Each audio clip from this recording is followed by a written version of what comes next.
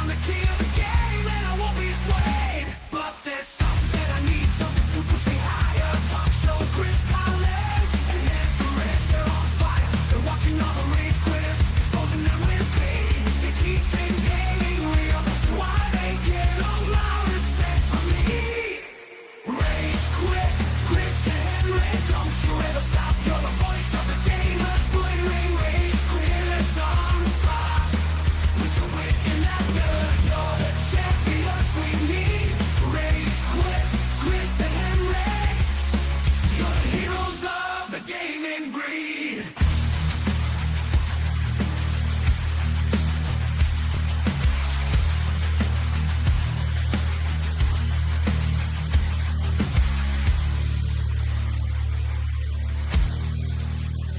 Turn around the video game mayhem. Chris Collins and HenricK, the rat bring the chaos. Gaming news and industry talk, they got it all. Rage quitting, head banging, it's a metal brawl.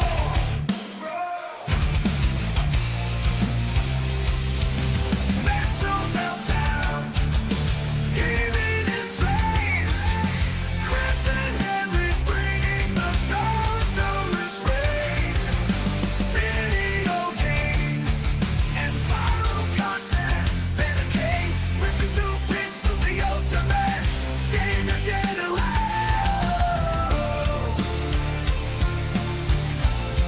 The ultimate.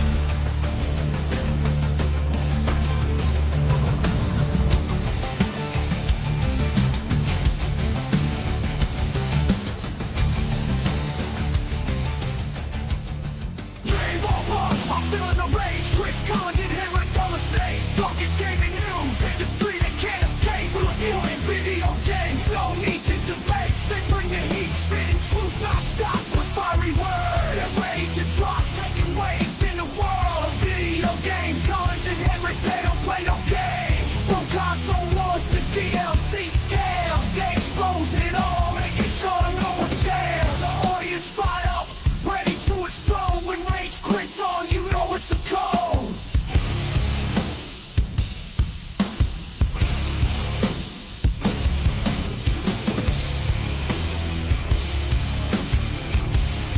You know it's a code.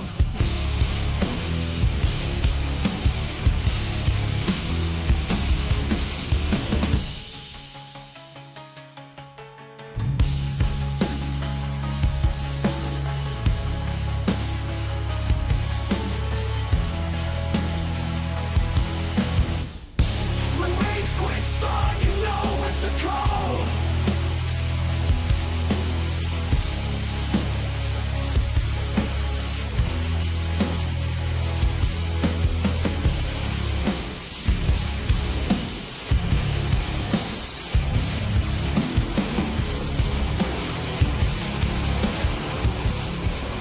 Rage quits. Rage quits. I'm losing my mind. Chris and HenricK, they're talking gaming all the time. Rage quits. Rage quits.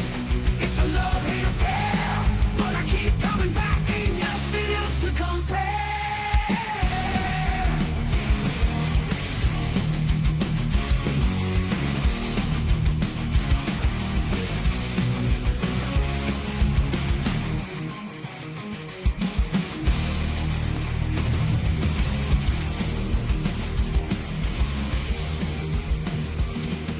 Rage quit.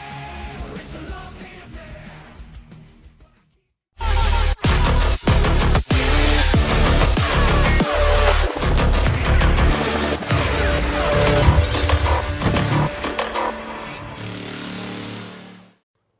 What's raging, gamers? Welcome to Rage Quit Video Game Talk Show. How you doing, HenricK the Wreck? You know me, Chris. I'm here. I'm ready to rage. Oh, man, we got such a jam-packed show for everybody that's tuning in live on Meta, Twitch, and YouTube. And, HenricK, we always like to start off the show with a bang and show you guys a lot of viral content that is circulating all across the World Wide Web. So let's get it. Pro Gamer Mongrel is trending because his Fortnite setup makes his hands look like a tarantula breakdancing on a keyboard. I know, it's really hard to visualize, but stick with me, fam, all right? Because honestly, this is the exact reason why I stick to zero build, okay? My wrist and the dignity would snap faster than my aim. So let's go ahead and look at this anarchy. What the heck is this?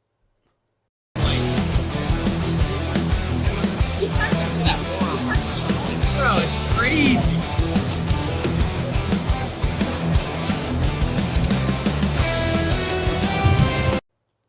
That's a talent many people would like to have. Isn't that insane? I love how the guy, like, in the background's like, look at that forearm. You know what I mean? Like, my hands. He's really into it, you know? Yeah, like, my fingers hurt. Like, I mean, I play the drums. You know, you hit the wrong, drum head incorrectly. You're going to feel that awful vibration. Or sometimes when you're, like, holding a mouse for too long. This is why I'm a console player, HenricK. You know, sometimes that pinky and that ring finger start to lock up, and you're like, I can't do this no more. And the fact that this guy has tarantula for fingers, I'm jealous. I'm a little envy, okay? But let's dive right on into the comments because the first one reads, quote unquote, streamers didn't kill multiplayer games, end quote, and then streamers. Yeah, no, do you 100%. feel like streamers are killing it? You know what? There's some truth to it for sure, because they are very much a vocal minority that people in dev teams listen to, unfortunately, and that's why there ends up being some pretty sweaty lobbies out there for the games like Call of Duty, Apex Legends, the likes of those that have skill-based matchmaking. This is the person you're fighting against. Yeah, fair enough. And then also competitive gaming ruined gaming. Okay, so now that you get both of those kind of comments side by side, is it actually the streamers or is it the professional gamers that are ruining multiplayer?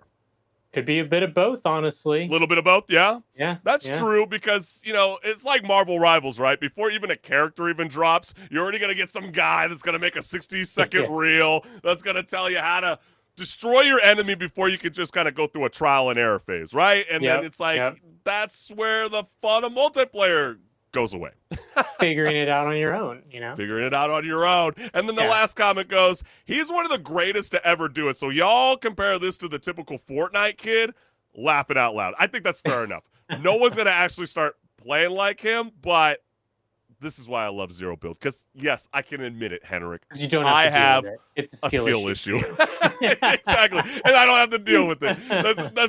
There's two hands to that, right? But, it's totally insane. But this I can't believe what we're even reporting on at the top of the show, because free-to-play shooter The First Descendant is catching heat after TikTok ads featured what look like streamers, but just look really, really closely because it's turned out to be like an AI Frankenstein's with robot voices, awkward scripts, really bad delivery, and the mouths that moved like a broken Muppet. So it's just insane. If you haven't seen this, let's go ahead and take a look.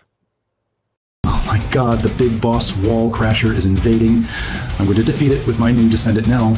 She's a telekinetic powerhouse who can mark enemies for extra damage and support allies with shields and increased coverage. Click the screen to join the game now. Hey guys, the massive F2P update of the F2P looter shooter masterpiece, The First Descendant, has launched spectacularly. What? It's really uncanny, and you can tell that it is, AI generated because of the way people talk. At the same time, like, come on, guys, why are we doing this? Right, and I feel like at first glance, you might scroll past it, might not think much about it, but then when you stare long enough, it's like watching a glitchy NPC trying to sell you on snake oil, and it's like, would you want to play that game? I don't know, but let's see what gamers had to say with the following video. Honestly, it's embarrassing. I generally believe those ads will eventually hurt the game because anyone who was maybe half interested in checking it out would see these and think, not an effing chance.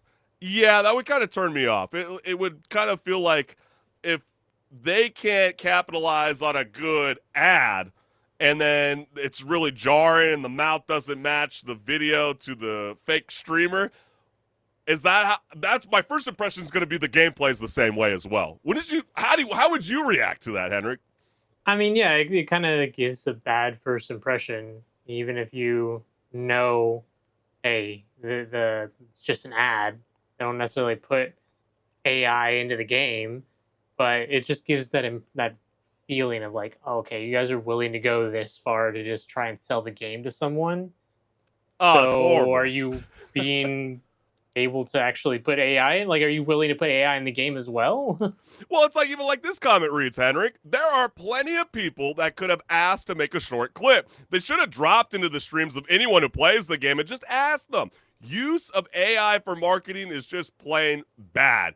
And yeah, I mean, just outside of the video game world, actor Will Smith is even under fire all day because he has this video going around circulating as if he was at a concert performing, and a lot of the concert members look jarring. They look fake. You know, some of them are holding up a cardboard sign, "Oh, we love you" with 6 fingers. And then, there's also been those other videos that were circulating where I don't know if you saw it, Henrik, with Rod Stewart. He was trying to do a tribute to Ozzy Osbourne, and I'm sure, the thought was there, and I'm sure he really does miss his friend. But then, you're sharing videos of him, hugging Prince and extension, like just it's Mhm. odd. You know what I mean? Like Yeah, the and use of it's just AI has been off-putting. weird, very Like, off-putting. It just yeah. doesn't hit the same. And then the guy in the very first clip of the video that we just shared, Daniel the Demon, is that guy. And he writes under that video that was being reported with this whole AI TikTok ads, I have no affiliation nor contract with the First Descendant. They stole my face reactions from my most viral video and used AI to change what my mouth says and a voice that isn't even mine. So I did not consent for my likeness to be used. And remember last season, Henrik, when we talked about Horizon Forbidden West and how the actress of the VO artist was like, I had no idea that they were actually working on this AI technology to be able to Mhm. have one-on-one conversation with the character that it kind of brought to life. And so you start to see that some of these small streamers are basically getting their stuff taken online and then being repurposed. It's going to be really hard to put like a stamp on. You know what I mean? To be able to kind of vet through those kind of things, and hopefully that kid gets paid. Like that's crazy to Yeah. think that they went that far. Insane times, fan. But we also want to show you guys one more clip because every gamer has that childhood moment of pure confusion, like when a game told you to press R3, right? How many times when we were growing up, we would spend 10 minutes searching for your controller to have some weird hidden button that you're like, yo, cuzzo, why won't you tell me where R3 is? Or playing Halo, right? How do you Mhm. crouch? How do you aim down? Oh, man, it is brutal. But have y'all even picked up Tekken 8? Because that is giving players the same energy with folks clueless about what that shiny star actually means for combos. So if you haven't seen this clip, really funny. Let's go ahead and take a look. How the you press all of this and this simultaneously? How? How do you do this? You literally cannot. How? That's, no, that is me looking at combo lists and fighting games that I don't really know the combos to characters for just yet. I'm looking at them like, what? But I You feel like want with what? with a lot of fighter games, don't you just always skip the tutorial? I'm always going I in mean, button yeah, but mashing. eventually you'll probably want to go into the combo list and actually see what you're doing. Well, that's what was always kind of nice with like Mortal Kombat. You can go click up in the menu, and then they'll kind of give you like the basic ones that you Yeah, probably yeah. should kind of know in your head. And then if you really want to further explore, then you can kind of find some of those really cool goodies. But I am really, really curious on what gamers have to say. So let's go ahead and dive into the first comment. Just say you can't read, bro. It's okay. Is that Or what it just, is? honestly, maybe it's just a skill issue. The guy needs to Nah. just take some time to practice. Yeah, just sit this one out, buddy. And then the star means pause for a slight second. Laugh it out loud. See, you could tell in that video the guy completely skipped the tutorial. He was like, nah, I'm just going to go all in. And then when he saw the star, he's like, what in the hieroglyph am I reading? And then last, oh, wow. I love a strong gaming community that's there to help us all out. Break it down. Forward, pause, forward, diagonal, forward, down, diagonal, forward. Wow. Why did I just feel like I just read a GTA 3 code for unlimited ammo? But man, you, the gamers, we can't thank you enough for always joining us live every Wednesday night at 6 p.m. Pacific Standard Time, because without your support, gamers, this show would not be possible. And we just want to take a moment for all of y'all that have not yet subscribed, like, share, subscribe, hit the notification bell. This QR code will lead you directly to my YouTube channel. And this QR code will lead you directly to my YouTube channel, where there's tons of awesome content just waiting to be watched. So go check it out. Leave some comments. Yeah, we're only getting started. I cannot wait to get going. HenricK the Wreck, are you ready to rock and roll? Oh, yeah. Grab some wine, take a little swig, take a little sniff, because it's time to talk about Mafia the Old Country. That's in right. Pause or repeat.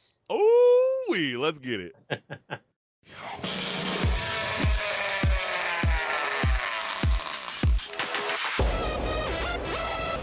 Hey everyone, this is Pause or Repeat. Here we figure out whether a game is really worth your time and money. Today's game is Mafia Old Country. Mafia Old Country is a new game from the Mafia series, acting as a prequel to the other 3 games in the series. The last new game, Mafia 3, came out back in 2016, so it's about time the series had a return. But did they do it justice? Let's take a look, starting with the gameplay, and find out. The gameplay of Mafia Old Country, to sum it up, is a third-person narrative-driven adventure. As opposed to the open-world approach of Mafia 3, Old Country takes the linear approach with areas that you can explore more in depth if you so desire. Combat is mostly cover-based stealth and third-person gunplay, with weapons like revolvers, shotguns, and bolt-action rifles. Stealth is encouraged, and at times required, but this is especially true since ammo for your guns is limited. There is also 1v1 knife duels with full-on dodge, parry, and counterattack mechanics to go with it. These are usually reserved for big showdowns. All in all, the framework is there for a solid gameplay experience to go alongside the story. But speaking of the story, if it's a narrative-driven game, how did they do? The story of Mafia Old Country is a prequel where you play out the story of Enzo. The year is 1904 on the island of Sicily in Italy. Enzo starts out as an indentured mine worker who by chance of fate has his life saved by Don Torrisi. Owing his life, he sticks around to work for the Don, who is one of the big underground bosses in Sicily. This change of life comes with new challenges for Enzo, having to earn his keep in the family and avoiding causing trouble for himself and the family. But now the question still stands. Pause or repeat? You come to me on the day of my daughter to be married, and you ask me to do murder? Like 100%, this game just makes you want to go watch The Godfather. It really does, Definitely yeah. didn't do that scene justice. You know, I'm not Marlon Brando, but right. It's just it immerses you in that world of the mafia, and just makes you want to be part of it, even though it's illegal. Did you feel that way? Yeah, I mean, absolutely. And I just got to give you a little golfer clap. I mean, well done. Well done. I mean, your theater acting skills are really showing up. You're making me blush, fam. Oh, my God. I didn't realize I was with an A1 celebrity right now, HenricK the Wreck. But, yeah, I mean, when you play this game, it starts to make you wonder what it would be like to join the mob before Tommy guns and pinstripe suits. And Mafia, the Old Country, takes us back to the 1900s Sicily, where your greatest weapon isn't an automatic rifle. It's a rusty stiletto blade and the ability to glare someone across a vineyard. It's that, it's intense. And I love it for that. And it's even more intense because, this one, compared to the last one, Mafia 3, is not an open world game. It's a very linear game, but that lets them play to their strength. And their strength is that they can actually craft the experience for you and really focus on delivering the story in the way that they want you to experience it, rather than oh, I went and, did this main mission, and then now I'm doing like 10 side missions that don't really matter at all on the side. Yeah, the And then fetch a now I'm finally quest. going back to the main mission, Yeah, Oh, exactly. right. I mean, every Mafia game promises family is everything, right? I mean, you hear that Yes. over and over again, but Mafia the Old Country really means it. I mean, you're not just kissing rings, you're digging sulfur out of the ground and trying not to die before dinner. But our story begins with the young Sicilian Enzo Favara, who escaped slavery by the cold-blooded crime family known as the Spaddaros, right? That's how you pronounce it. I know some Yep. Italian's going to be butchering my spaghetti Spadaro. the next time I go and visit them for their dream vacation homes that they all Hey, have. when you're out there, get some pasta. Exactly. And then I he heard gets their pasta's great recruited out there. to work for the Torrisi family. You know, Don, I just love his settling tone. The voiceover artist is incredible in this game. But what I most enjoy during my experience playing Mafia the Old Country is that the game isn't trying to be this endless open world slug that you referenced, HenricK. I Yeah. feel it's focused, cinematic, and brutal in all the right ways. Oh yeah, definitely. And you can even see from the moments in the very beginning where they introduce a ton of characters. The second that Don Torisi shows up, he's as the kids say, aura farming. Like he has this weight to his lines that's just like, wow, this guy means business and people don't mess with him. Yeah, you When start to he tells you to lean. get off of his land, you get off of his land. But you'd be sitting in your gaming chair and you just feel like you're constantly leaning towards the screen. I mean, the voice acting and all of the actors and actresses that they've gotten for this game are just fantastic. And yeah, the game has all the mob staples, or aura, as HenricK the Wreck likes to put it, for all the young lads out there that are tuning into Rage Quit Video Game Talk Show. You're going to get gang wars, bad faith, and of course, a forbidden romance. Because what's a mafia story, HenricK, without bad decisions fueled by Yeah. love? But Yeah. this is the mob's origin story, set in the 1900s, where loyalty is priceless and betrayal is guaranteed. And that's what you're going to want from a mafia standout video game. Yeah, it's a classic Italian mafia story. And, maybe that might be a downside in some respect because you can kind of expect what's going to happen. But at the same time, just because it's cliche doesn't mean it's bad. It's fun. Right, and I just feel like this isn't like your open world collect 400 feathers grind, right? Yeah. It's linear, Yeah. it's tight, and relentless. I mean, you're going to be slicing dudes up in the alleyway, unload revolvers in a smoky tavern. What's else something you're going to get? Oh, you're going to occasionally sneak up on someone like you're cosplaying an Assassin's Creed game. We all love a good Assassin's Creed with just a little hint of Italian accent. It's just beautiful. Yeah. But like, HenricK, I want to ask you, would you rather have like the Mafia 3's open world where like half the map felt like a filler, or did you think this was the right approach to this game, or did you kind of feel like they should have kind of actually explored it more instead of kind of like that copy pasting, drive here and shoot that style of missions? No, I firmly believe that this is the better route to take, especially when it's been such a long time in between games.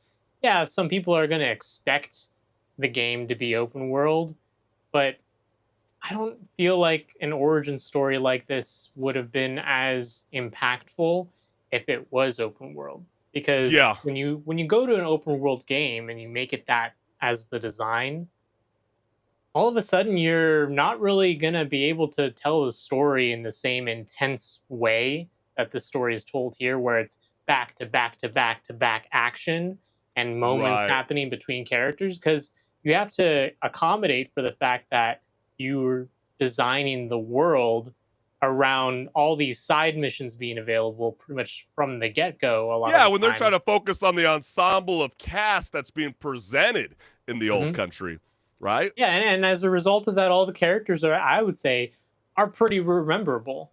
Like, Yeah. I remember pretty much every single one of them. Luca, at least Isabella, one your line of that Don, they you know. say. Yeah, Yeah, like Luca's such a nice guy for taking you in under his wing, kind of introducing you to the family.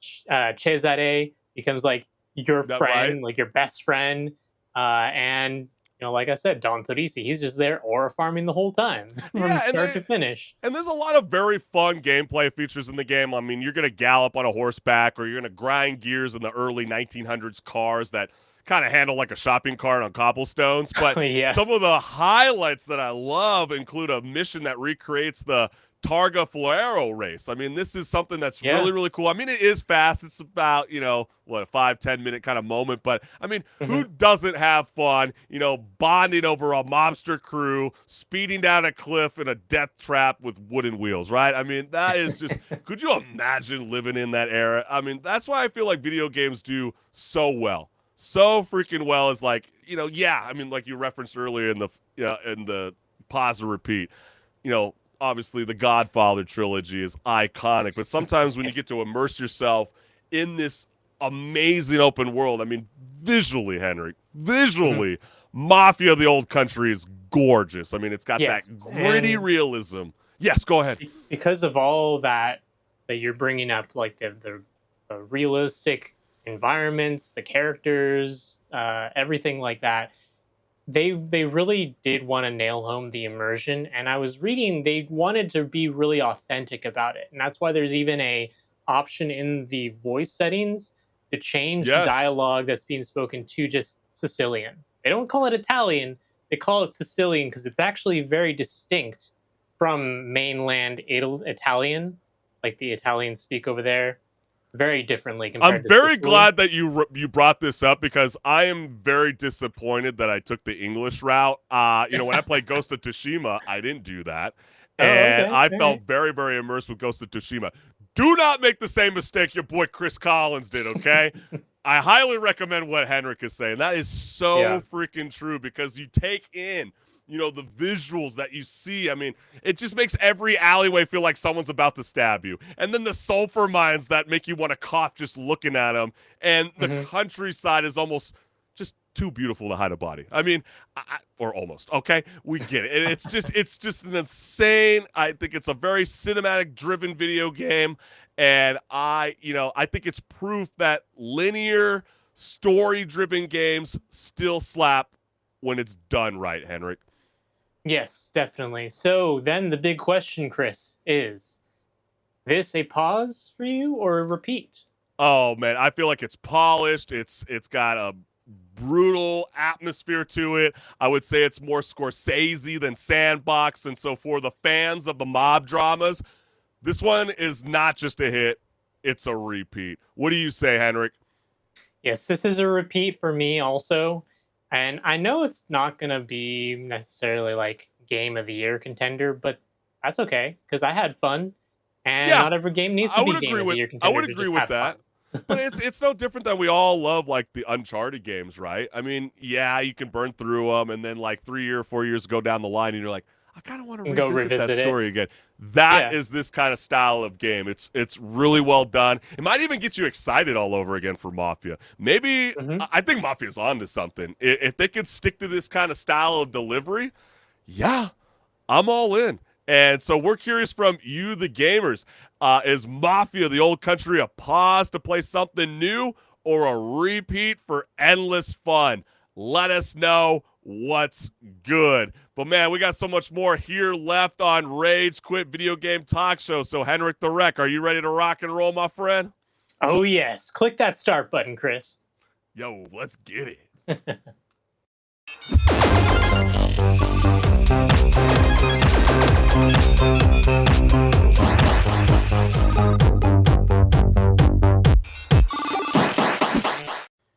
What's good, listeners? Welcome to Patch Notes, where my co-host HenricK the Wreck and I discuss gaming news, industry talk, and so much more. Let's get it. Elden Ring Tarnished Edition is making its way to the Nintendo Switch 2, but apparently Tarnished also describes its performance, no pun intended, from Software, even cooking up an exclusive called the Dusk Bloods for the console, yet somehow Elden Ring, unfortunately, runs worse than Cyberpunk 2077, which is, how would you say it, HenricK? Basically the video game equivalent of losing a race to a shopping cart with one broken wheel. And if you haven't seen the disarray that's been happening at Gamescom over the weekend, which has started this debate online, let's go ahead and show you guys a glimpse about what everybody's just talking about.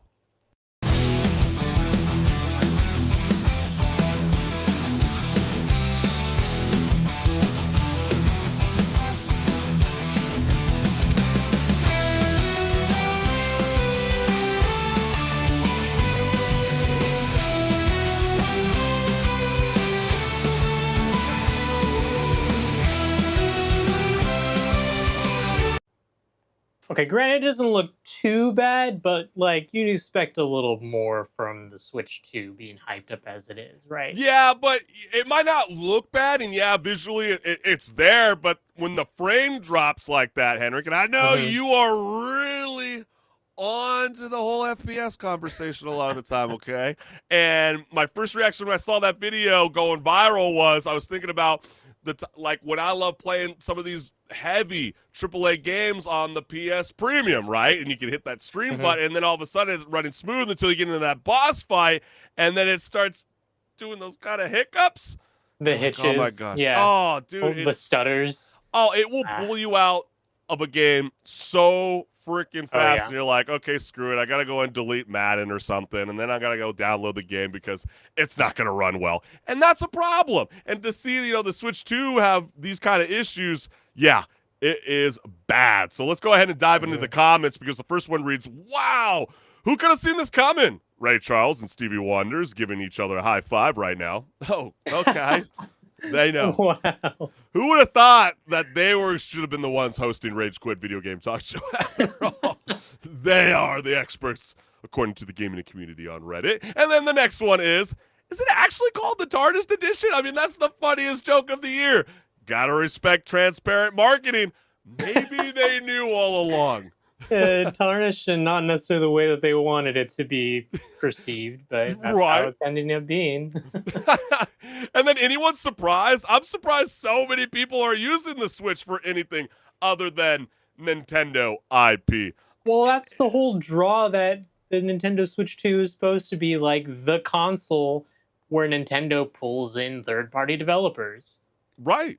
And there are, rumors being circulated amongst the industry that Nintendo hasn't really been as in favor of handing out their dev kits. I don't know why. And they're actually been encouraging a lot of these third-party studios to be like, no, just release the game that you guys already have, and then we'll promote it as having backwards compatibility. And you're like, yeah, but that might tarnish our, studio, our brand. And that's why I kind of do laugh at that title, you know what I mean? Tarnished Edition. Why didn't they just call it Elden Ring? Maybe From Software knew something we didn't know. But then this comment says, quote unquote, this isn't something you'd expect from Software, end quote, laughing out loud, laughing my ass off even. I'm absolutely not surprised that this runs like garbage. From doesn't do optimization well. It'll be glitchy with poor performance on launch, and eventually it'll be playable a few patches later, months after release. Their games have been like this since the PS 360. But really, is that an excuse? Yeah, in a way, I kind of get what they're saying, because, yeah, it is a unfortunate pattern with From Software where games are just not very well designed for ports, especially like the PC port of Elden Ring still doesn't run as well as it should. Are you giving an excuse for why we don't have a remastered for Bloodborne? Is that what you're trying to tell me? You know what? That might be why there isn't one, actually. And then this is a bad trend for companies to be trying to rush out ports on the Switch 2. They're trying to capitalize early on profits. Looking back at the Switch 1, some of the Black Magic ports, like The Witcher 3, took a bit of time and required entirely different teams to prioritize the ports. But then you also hear, remember that, Call of Duty has got this 10-year, roadmap to be able to bring their Call of Duty games to the Switch 2. Holy cow, if they can't run Elden Ring, how is it going to perform when it comes to the multiplayer level? Joke's on y'all for buying a Switch 2 this early. And then the last comment reads, bro, people need to stop caring about making every AAA game run on handhelds. It's okay. Buy an effing PC or console for these things. But you know what? I I don't think vibe with it's that. I don't less vibe with that comment. the thing of like, oh, it should run on a handle. It's like if it can, then great. And if you're marketing as like, oh, you can run these games on there, then at least let them run properly. No, yeah, I don't vibe with that comment. I think it's ludicrous. I mean, I think by now, diehard fans that have been following us on Rage Quit Video Game Talk Show know your boy Chris Collins has been saying cloud gaming is where the industry is moving, and I'm just gonna say it right now. I would be on. I would be keeping an eye out on Apple next month. You know, they got a big event coming up. They're going to be, there's rumors that they got this new Apple TV in the works, bringing in that new A17 chip that was what was being celebrated, HenricK, through their phones to be able to bring those AAA titles like Resident Evil 4 to your phone and your tablet. And so everybody wants to get on board to be able to deliver these AAA games. And so, yeah, we do expect more. We do expect better. They should be able to run on these services. And so, HenricK, the question I ask you is, at this point, should we just trust the Switch 2 to handle its own exclusives and stop expecting it to babysit third-party giants? Or is Nintendo just secretly allergic to running anything not born in-house? Well, especially if there's that report of them not delivering dev kits to third-party studios. That's pretty concerning, considering they have such a hype train for so long about the Switch 2, because people really wanted there to be an update to the Switch. And now that it's out, it's almost like you're not really supporting the people that you're trying to pull into the fold to be like, hey, develop games for our platform, because we're only known as the Mario games and Right. the Zelda games, and we want to branch out and be known for more than just that. But you gotta facilitate that, and if you're not facilitating that, then what's going to be really drawing people to play Elden Ring on your platform rather than just go play it on another console, or even on a Steam Deck where it does actually run pretty well? And the Steam Deck's not that brand new anymore. Like, it came out a while ago at this point. And fair enough. And I'm sure there's gamers that are tuning on in and going, like, man, is it really fair to pick on Nintendo just by one example of one ported game going in Nintendo? And it's like, it's not just Elden Ring the Tarnished Edition, HenricK. It's also Borderlands 4 that was receiving really early Gamescom impressions that it's like, this is not running smooth. This is not going good. I mean, the frame rate is chugging along. And I even know IGN even reported on this, and they weren't even allowed to have any kind of style of gameplay recording at the booth. So what does that tell you, okay? And then what we also know is on the Switch 2 for the Tarnished Edition, it is locked at 30 frames per second. HenricK, I'm always the one that's always like, I could care less about this. I can give two shits. But now it seems like, should I be having my ears perked up? Is this something that more gamers should be concerned about, how it's not being able to handle something that you feel like in the year 2025 should already be an industry standard today? Yeah, I mean, it's the whole same situation that was going on for forever already with the Xbox Series S, where so many developers had to develop their game not only just for the Xbox, but also the S Xbox, which performs so much worse in comparison. And it ends up being a challenge for them because they have to hit performance metrics, and sometimes they just can't. They just sometimes say, you know what, we can't do it because it's not feasible.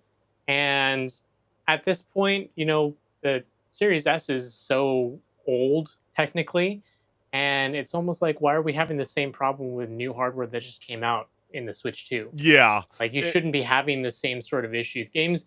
I really do think games should run at least 30 frames per second At locked. least. And Yeah. if they dip below that, now you're going into the territory of the game's not fun to play because I'm just not having a good time. And already 30 frames is kind of cutting it for me personally, and I know many others as well. I would prefer the game. Yeah, to you run didn't pay at all that 60. money on your monitor, or even, your Well, Switch it's not even 2. just that. It's just, 60 frames for a game just feels much more responsive, and it's a better Oh, yeah. experience overall compared to 30. So Yeah. why would I not want to play a game at 60 if I can get it to 60 as opposed to 30? Yeah, it's discouraging. At least 60. Yeah, and then there's also reports that there's also no performance mode to mitigate these issues either. And so hopefully they can fix it in time with a lovely patch. And but we're gonna have to just wait and see it. So like that's when it starts to suck, when you don't have a large catalog of games provided to you at launch. And so you start to kind of sniff the bullshit a little bit with Nintendo. And will they be able to bounce back from this? Or will this begin to be the start of something that's going to haunt them like Luigi's Mansion? Let us know what's good. But all right, HenricK, we've maxed out on the dialogue wheel here. So let's roll for a new conversation. Activision and Treyarch just pulled a plot twist on Call of Duty Black Ops 7, scrapping the promise that your Black Ops 6 clown suits and neon unicorn guns would carry over. Yes, I know you paid a lot of money. Not my neon unicorn gun! Or even that awkward fart, you know what I mean? It was like, Yeah. Like, what are we doing? What was that? But their excuse, well, to keep things authentic to the setting, or so they say authentic, which apparently means no pink AK-47s in a Cold War setting. Oh, I thought that was legit. Oh, sorry. I was looking at black and white photos this whole time. That's right. There's no pink AK-47s in the Cold War. Yeah, exactly. Like that would fly, right? But let's check about how gamers are reacting to this identity crisis. Yeah, let's go ahead and dive. They got heated. Ooh, yes, they did. So Black Ops 7, the second week it's out. Yeah, Futurama coming on in. We're like, yeah, we knew we screwed up. We'll save the day. Immediately throwing themselves in. Oh, my gosh. And then they're definitely scared of Battlefield 6. Do you feel like that? Do you feel like because of the response during the beta testing just got so many people excited about buildings dropping and tanks just decimating the battlegrounds, and it's like, holy cow, we need to refocus, change gears, and keep it authentic? I would say it's not entirely even just like the online discourse of what you hear from people saying. Like you can see even just from the trailer view count of Black Ops 7 versus Battlefield 6. Ouch, you had to go there, HenricK. Yeah, it's a crazy difference right there in terms of the like to dislike ratio if you have that extension enabled. Yeah. No, it's insane. And then Black Ops 7 needs to feel authentic to the Call of Duty and its setting. Yeah, I'm going to say biggest bullshit I've read this year. So, yeah, Yeah, and then in the trailer, they show a bit of scenes from the campaign, and it's like, all right, we're like twisting reality now, right? Well, one of the biggest things that they were introducing is wall jumping. It's like, yeah, I remember when I spoke to my grandfather who fought in the Korean War, or Iwo Jima, my other grandfather. There was a lot of wall jumping they were talking about. Oh, wait, sorry. There wasn't.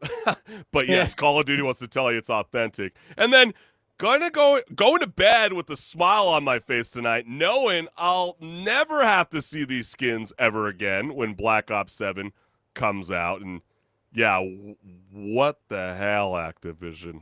Yeah, American Dad and Seth Rogen. Yeah, gonna need that bong gun.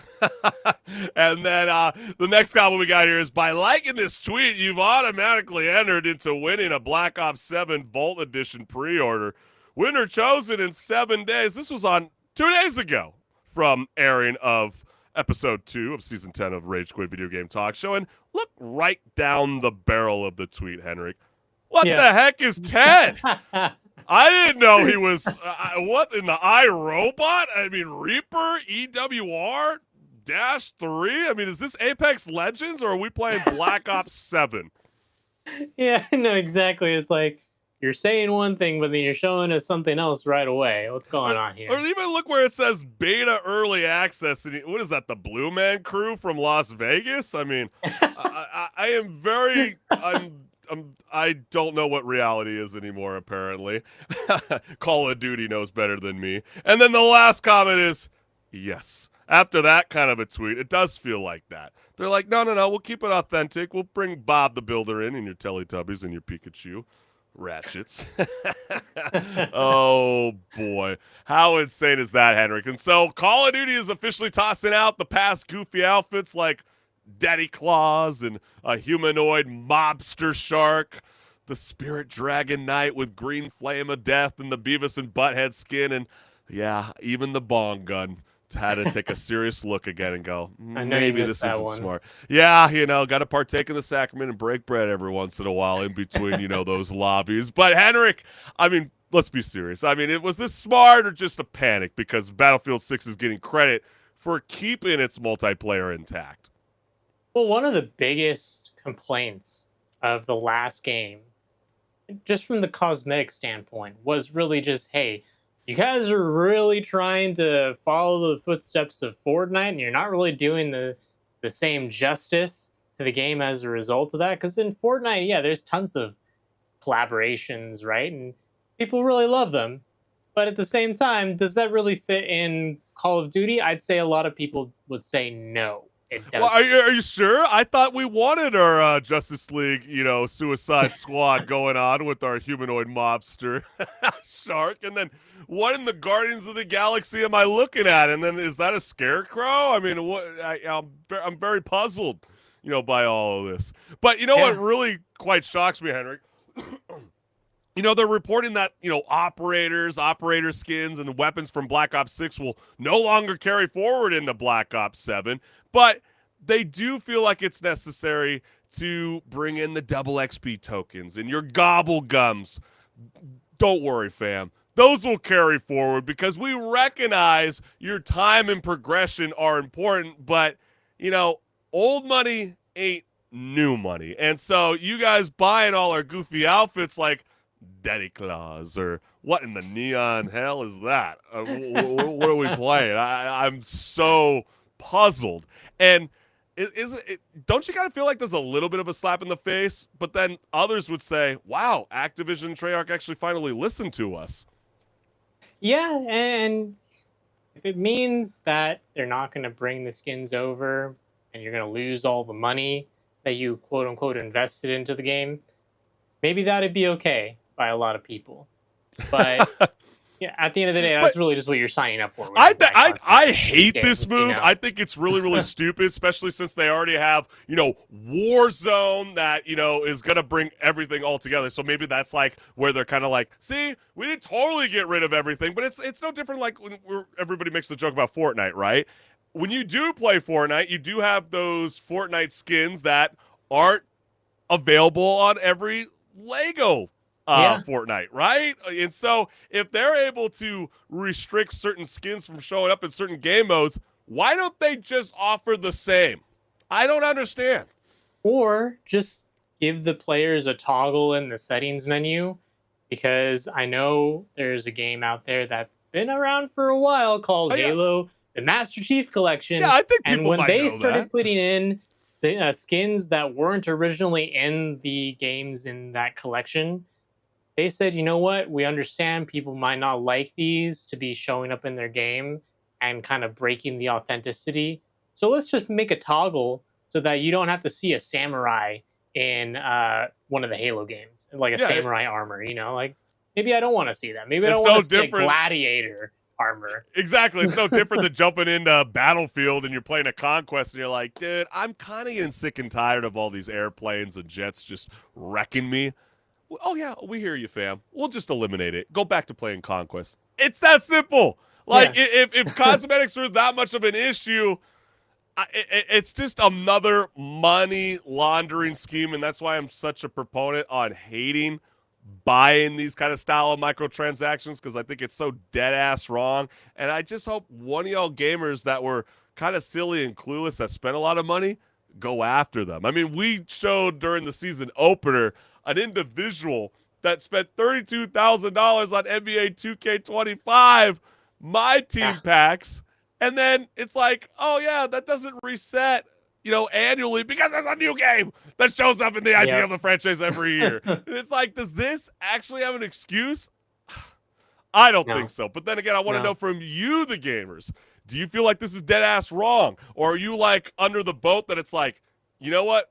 Finally. I am so sick of looking at Beavis and Butthead. They have no place in my Call of Duty franchise.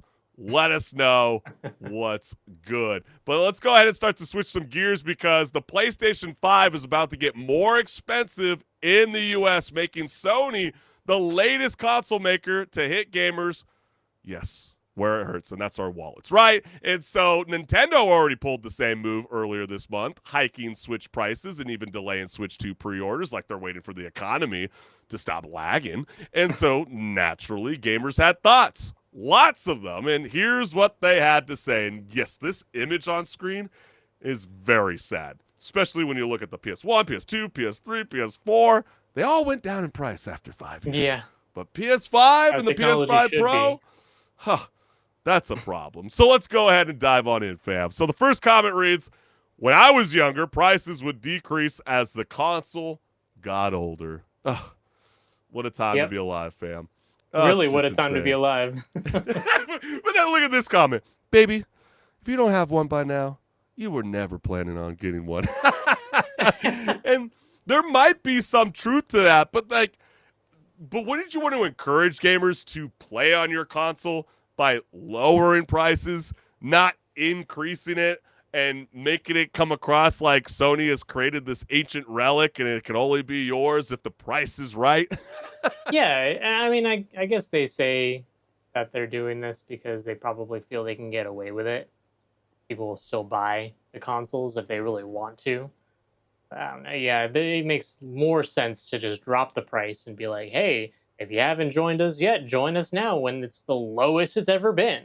Yeah, it's just nutty. And then you get, meanwhile, the trade in value at GameStop is still going to be $12.38. You know what? I think that is very accurate. If even that. Yeah, that's generous. And then I did that. Yeah. President Donald Trump has been pushing this battle on the trade tariffs that has been affecting not just the United States, the entire globe. And so, yeah, Yep. It's definitely been ruffling a lot of people's feathers. We knew that this would hit the tech industry harder than ever before. And it's, yeah, I mean, if you want to be mad at somebody and if it doesn't turn around anytime soon, point at that guy. He might have something to do about it. And then at this point, the PS6 will launch at $700. Would it, HenricK? I think it'd be more like $1,000 if this rate continues. Wow, really? You think that much? Yeah, I really do. I really Okay. do. I mean, they're looking at those handhelds for those Xbox, the Rogue Ally. They already want $750 for those- that thing. I mean, the thing about that, though, is the handhelds have been already setting a precedent of being really expensive because they're really just computers at the end of the day.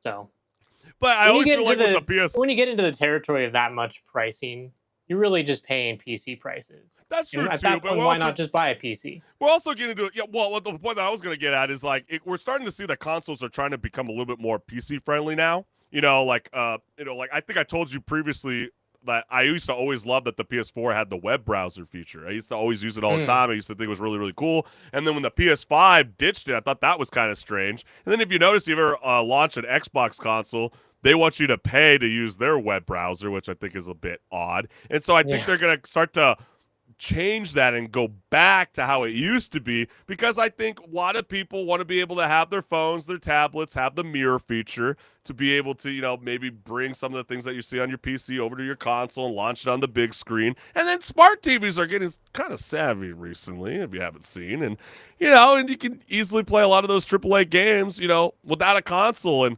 so they're going to have to start to think of something very, very creative. And then the last comment reads, and there it is.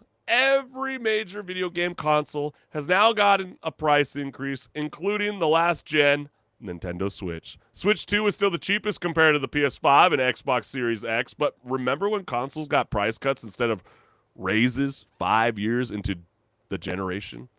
Man, yes, we feel your pain through those texts. And so, HenricK, with the PS5 and Xbox and Nintendo prices on the rise, should we brace ourselves for cloud gaming services to start charging extra just for buffering in style?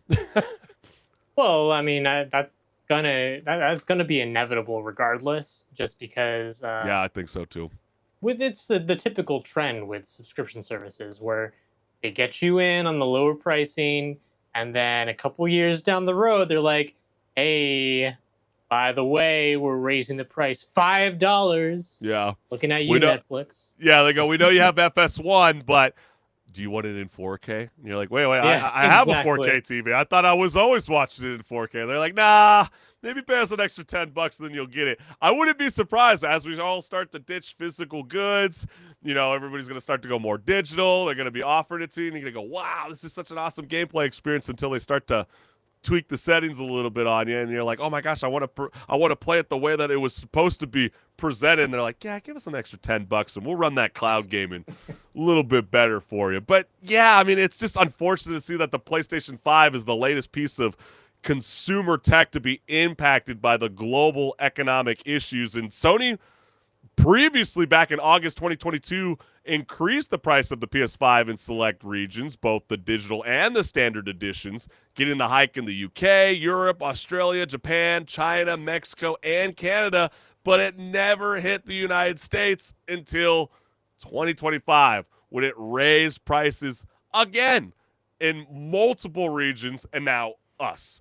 And so, yeah, it's going to be very impactful. But then we also do know, HenricK, that Nintendo also started as well, like that tweet said, on the original Nintendo Switch hardware. Yeah. Which, that's kind of wild to see. You don't Yeah, see that usually is- every day. That is odd to just be like, yeah, our new console's out, and by the way, the old one is more expensive now, so don't buy it. Buy Yeah, the and new one.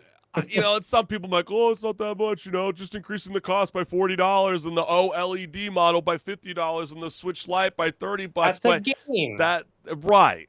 Come And on. and at That's least maybe like 2 games, depending on what you choose. right. And obviously we know, most notably with regards to this whole tech increase is coming from U.S. President Donald Trump's ongoing trade tariff decisions. But then you also see in the industry with Microsoft and Xbox where they listened to gamer criticism. Remember when they were like, yeah, $80 games are coming for the holiday season? They were like, what the hell? And then they retracted a month later and brought it back down to $70. Yep. So maybe there's still time, for these things to increase. So what I would say is, just like how the joke is with Battlefield 6, hold your ground. Yeah. Don't pre-order. Just like the same thing. I know you guys want a PS5 really, really badly. Don't do it. Don't do it. Go and be like HenricK the Wreck. Go get a PC gaming. Go get a legit desktop. It's going to Yes. be way more bang for your buck. Join us on the Yes, PC it's going to be side, a way more bang for your where buck there's for the so next many 10 years. different options available to you for games. It can blow your mind. But then again, you can be like me, where it's like my fingers hurt all the time, and that's why I'm a console player. And it's like I can't be Well, a tarantula on you the know what, keyboard all the Chris? time. You Don't can do hook it. Up a cons- That's you can true. hook up Okay, a that's controller true. to a PC and play games that way as well. Very, very true and fair. But we also want to know from you: Are you upset? Do you think that? Well, obviously you should be upset. I guess Yeah. the question really is: do you feel like this is not the end?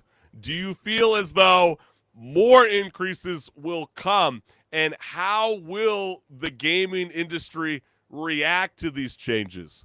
Let us know what's good. But man, HenricK, we've hit the max XP here, so it's time to respawn into the next conversation.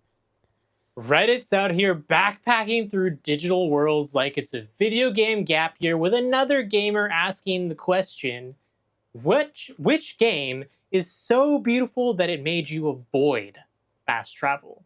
Okay. Keyword avoid. It's very No Campfire convenient to have song. that fast travel, but basically this is less about convenience and more about sightseeing, virtual style. Yeah, Let's see what those get it. comments have to say. So wrong one. Not necessarily because of anything visual, but I never fast traveled in any of the Spider-Man games because swinging is so damn fun. And yes, Yeah, it is. it's a blast. Yeah. Spider-Man I remember really does playing feel the very first fluid. game for the first time and being like, wow, they actually did a really good job with these swinging mechanics. And it actually made me not want to use the fast travel either, because I was just having so much fun. Yeah, have you seen those clips that are going viral with on the PC mods with, they created the multiplayer in these Spider-Man games Mhm. and you get like 5 people like beating up on Rhino? Yeah. It is anarchy. I mean, it's totally wild. And then you also get AC Black Flag. Just used to sail everywhere and listen to my crew sing the sea shanties. Simpler times back then. Yes. Were you on top of the Definitely. crow's nest? Were you leading the charge of Hey, your you know pirate what? army? There's a reason why this is still probably the best pirate game out there. Yeah. It's just that good of a pirate game and that exciting to just go on your boat, sail around a little bit, go do some missions, and then come back to land. And maybe before you come back to land, just board some other boats, slice up some foes, and be on your merry way. Yeah, I still feel like it plays very well today. I'm not a big proponent of like remasters and remakes on every freaking thing. Like this one, I don't think really needs it, and I feel like a lot of people are going to find that out real quick with Metal Gear Solid Snake Eater. Probably not necessary either. But, you know, hey, I mean, if you want to go and revisit really good times on the open seas, AC Black Flag is the game. But the next one we got here is Cyberpunk 2077. Yeah, I think that's a fan favorite for a lot of people. It's a lot of fun driving around in those cars. And No, the night sky is 100%. beautiful. You get just the perfect car for you, and you can have a blast just going in between traffic and seeing all the sights of Night City. It even gets to the point because this is me. This is me 100%. It got Yeah. to the point where I just like I didn't even need the map to tell me where to go. I was like, oh, I know where we are. Yeah, I'll right. make it right here. I know. I can like take all the shortcut actually.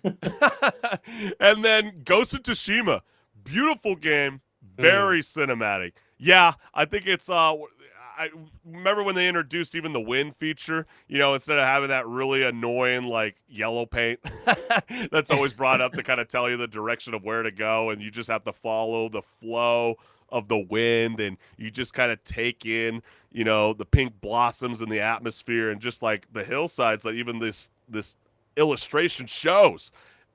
There's a lot of great wonders, and I know a lot of people are very excited for the sequel follow-up to Ghost of Tsushima, Ghost of Yeti. It's going to be dropping very, very soon. So, yeah, it's not too long till we have to wait, fam. And the Right next around the one, corner. got to be Red Dead Redemption 2. I swear I spent more time just riding my horse through the sunset than actually doing missions because the world was just that gorgeous. It really is. It's a very, very beautiful game that I know a lot of people have been asking for, you know, some kind of improvement to frame rate so they can really take it all in. I don't really think it's that much of an issue, but then again, if you call for it, maybe Rockstar will deliver. And the last game that we got here is Witcher 3. Yeah. Another fantastic choice. Yes. Yeah, look at I that agree city. 100%. When you walk into that place for the first time on that PS3, you're like, holy cow. Novigrad? Yeah. This is what video Big games city. are all about. Yes, and so HenricK, I with agree. you know, like which game had such stunning scenery that you ditched the fast travel and went full virtual Uber driver, taking long walks or horseback rides like your character's Fitbit needed those extra steps? You know, call me the CD Projekt Red fanboy, but I'm gonna have to go with Cyberpunk 2077 and Witcher 3 from the two choices we have here. Because I don't think there's anything wrong with that. I mean, Witcher honestly, 4 was very exciting. You know, oh to yeah, see I mean, the just kind of seeing that tech demo, even though I know it's not the actual game, that Right. gets me hyped to see what they're gonna do for the actual game. Because I'm actually playing through Witcher 3 again all over on my Steam Deck and on my computer. And dedication there. it's a long game, but it makes you want to not have to fast travel places because the world is just so vast and has so many. Well, you different beat the game little already, so you points in kind of it, just know? kind of taking it slow. You're just kind of Yeah, going for a little exactly. stroll. Yeah. Yeah. You know, the impact that I got, you know, when I was thinking about this kind of style of question, my first reaction was Hogwarts Legacy. I mean, if you're a book lover of that, you know, iconic series, then you dive into this world, you're going to ditch the fast travel and you're going to want to fly around on a broomstick. It is way too much fun. You want to go to Hogsmeade. You're going to want to go explore the Dark Forest. You're going to want to fly around, weaving through the towers. I mean, even just walking inside, HenricK. I mean, you're going to go and see the moving stairs, you know, the hidden corridors. You're going to be swooping over the Black Lake just to, you know, catch a glimpse of something magical. And, yeah, you know, sometimes I did see something magical. But just the level of detail in the castle and the grounds, is very staggering. And, you know, if you want to get really, really excited for this new HBO Max series, then, yeah, you know, you better go explore every nook and cranny of the library because, you know, discovering Hogwarts felt like I was a true student of the game. But I don't recommend running into a wall at 9 and 3 quarters. That's a great choice also. I mean, it literally is just the books and the movies come to life in a video game. And Yeah. it's very immersive. So And definitely a great protect the choice. children. Protect the children. And, you know, it's like Sophia Turner said, you know, during her time with Game of Thrones. Hopefully those kids stay very, very far away from social media. I'm sure the movies or the television series is going to be fantastic. I cannot wait to watch, as much as, like, part of me was like, why? It seems so too soon. But, hey, we can't judge until it's out there yet, fam. But then also, come on, fam. Protect the children. Don't be so overly critical. Keep it to yourself. Not everything has to be shared online. These are children actors at the end of the day. But then, going back to this question, we want to know from you, the gamers, what is that game that you just went, forget the campfire song. I'm skipping that. I am traveling the wasteland. I am I can't believe I even didn't say Fallout. Actually, I did cheat. I'd used the fast travel on it. But what is that game where you just didn't use it? Let us know what's good. But we want to thank everyone for tuning in to Rage Quit Video Game Talk Show, because without your support, gamers, this show would not be possible. And we just want to take a moment for anybody that hasn't liked, share, subscribe. This QR code will lead you directly to my YouTube channel. So what are you waiting for? Go ahead and scan the code. And just take one quick moment to just bask in the glory of this QR code, because it goes to my YouTube channel, where there's tons of awesome content just waiting to be watched. So go watch it. Go leave some comments. I'm waiting. So just go do it already. Come on now, fam. And we can't thank you enough, the gamers, for always tuning in live, and enjoy the rest of the weekend. And I know a lot of y'all are back to school, so let's get those grades up. Come on, y'all. Y'all are strapping young lads. Sharpen up those Do pencils. your homework You can quickly do your homework. so you don't can need get no- some gaming in. That's right. Exactly. You knew it, HenricK. You knew exactly where I was going with this. Get your homework done early so you can play all the gaming and binge the night away. But for now, we will see you later, fam. Peace.